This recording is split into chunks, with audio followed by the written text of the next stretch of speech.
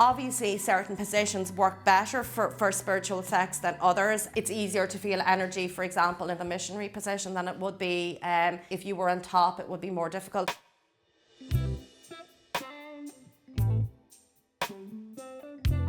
My name is Amanda Sparrow Large Teague. I'm a witch, I'm a spiritual teacher, and I'm well known for marrying the ghost of a 300-year-old pirate.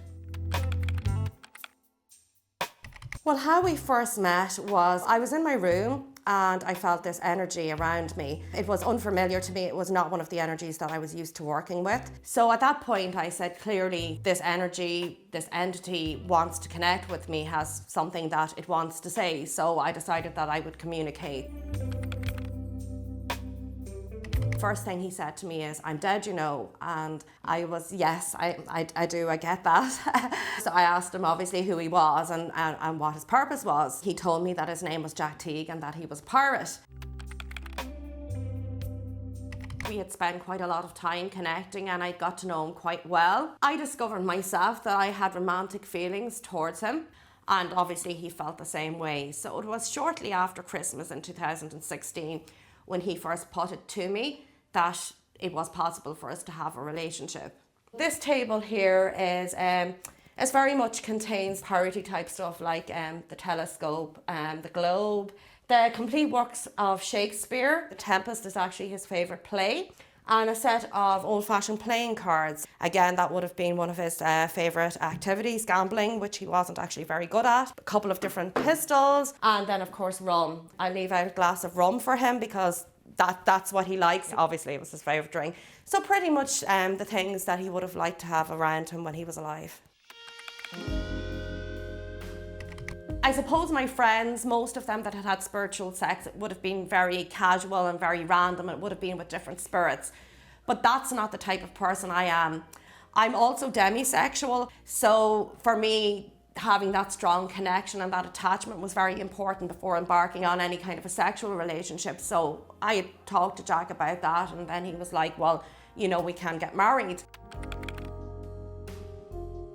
Actually, it wasn't as difficult as I thought. There is a registrar. There has to be verbal consent on both parts. It wouldn't be acceptable for me to give consent on behalf of Jack, because then it's really like me answering for him. We had to go and try and source a medium who could connect with Jack. This is my wedding ring and his is the same. We got matching wedding rings. We had a candle representing him and I put the ring on the candle. So that's how we managed that one. Yes, he was. Not as much as he would have liked to have been. I kind of took over. I was a bit of a bridezilla, to be honest with you. Only thing that he had specified that he really wanted as part of the wedding was a rum flavoured cake. Apart from that, he pretty much let me do the rest. So these are some pictures of the wedding. This is the boat. As you can see, the pirate flag was hoisted on the boat as we went out. Then you've got me on the boat kind of looking out to sea. That's actually after the vows. And somebody had actually just vomited on my dress, so I was quite upset. So I was kind of looking out to sea and trying actually not to cry and ruin my makeup in that picture. When you're being intimate with a spirit, then that is taking the whole experience of spirit touching you to a step further. But yes, in that way is how you would feel spirit in an intimate way. People assume that it's masturbation. It's not. If you are in any way touching yourself, then that is not spiritual sex. It has to be the energy. You need to be able to feel the energy of the spirit doing whatever to you. If you're doing it yourself, then that's a completely different thing. The actual feeling of it is exactly the same. You'll feel the weight the same as you would with a physical man. Obviously, certain positions work better for spiritual sex than others. It's easier to feel energy, for example, in the missionary position than it would be if you were on top. It would be more difficult, although it is possible, but it is just more complicated. Even, for example, people that lose their husband or wife that passes the spirit, very often they will say things like, you know, I kind of felt him in the bed last night with me. I kind of felt his energy. They just kind of think it's their imagination, but it's not. Their partner probably was lying in the bed there beside them.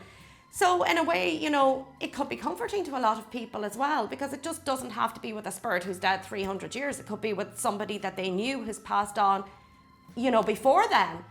Once you talk about spirit relationships or interpersonal relationships between physicals and spirits, it opens up so many possibilities for people.